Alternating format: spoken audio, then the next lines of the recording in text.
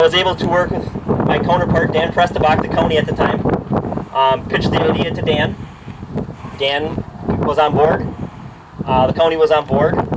Went to UW Extension, Katie Wantock at the time, and she was on board. It's like, okay, so how do we take that concept, how do we bring that to farmers? How do we educate the next generation of farmers? At that point in time, the idea came back, let's reach out to CBTC and see if they would be willing to partner and use some soil health principles, cover crops, no-till, crop diversity, and changing the paradigm.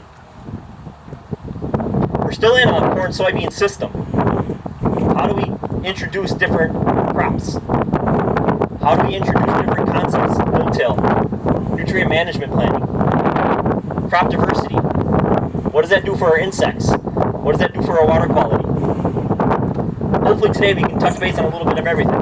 Watershed within the Red Cedar watershed here within Dunn County, look at other watersheds in the area, and how can we manage our land in a way that we can maintain productivity, maintain an economic viability within the community, support sustainable and adequate public health, and also protect our natural resources or conserve our natural resources in a way that they can be used for generations to come. So this is the intent, I think, behind this demonstration farm, is to showcase and demonstrate what practices we feel and many others feel are beneficial to our entire community here and the surrounding area. So will there be failures? Certainly. Have there been? Sure.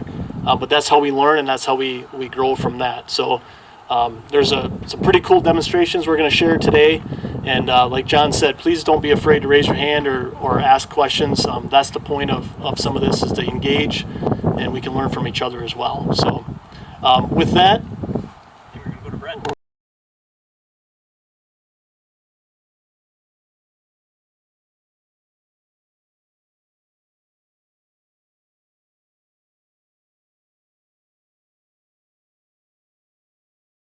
That the two work together, that's really where we see a lot of win-wins. Hopefully I can pull some of those concepts out here as we work through. But so I'll ask some questions. I'm going to start over here, Brent. Yep. So as you give an introduction here, state your name, if you have a farming background, or kind of what drew you to CBTC, and then talk about what that farm background is. So if you're on currently a working farm, or if you've worked for a farm in the past. And then also cover what you've been doing this summer. I'm Dallas Savage. I'm from Cumberland, Wisconsin, and I grew up on my grandpa's farm. We farm 120 acres with 15 cows and 15 horses.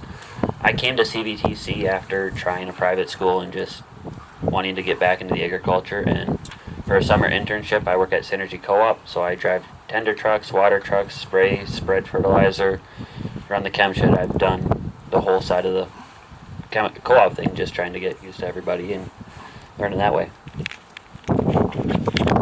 I'm Justine Engen, and I live up in Cameron, Wisconsin, and I grew up helping my grandparents on their 400-acre farm, and they also mountains as well.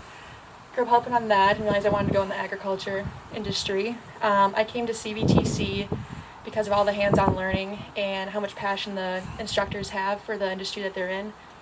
And I currently am working at Alcivia for my summer internship.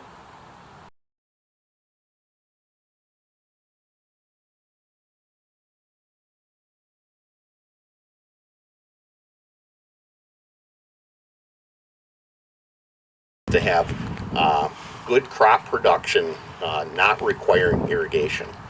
And then just to the south here, you can actually see there's some hills. Those hills are actually sandstone. There is a sand mine in one of those, so that would be historically ocean deposits that would have been here prior to the glaciation. And they're harvesting those historical sands, we call it siliceous sand. But for the most part, the soil here is very sandy. And sandy soil is very droughty. The other thing that happens is a sandy soil does not have the ability to retain nutrients.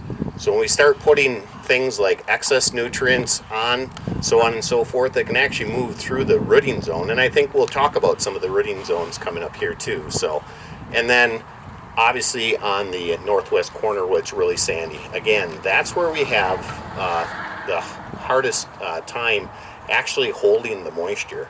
So keeping a mulch cover on it with basically the no-till, not harvesting any of that material, letting it decompose, trying to improve the amount of organic matter on the surface is going to be critical.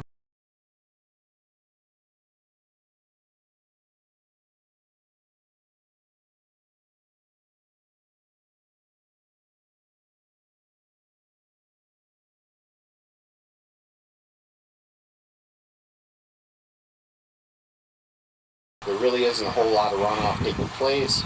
There is a little bit here out of the CRP field, but look at the color of it. There really isn't any soil that's in suspension running off the trail.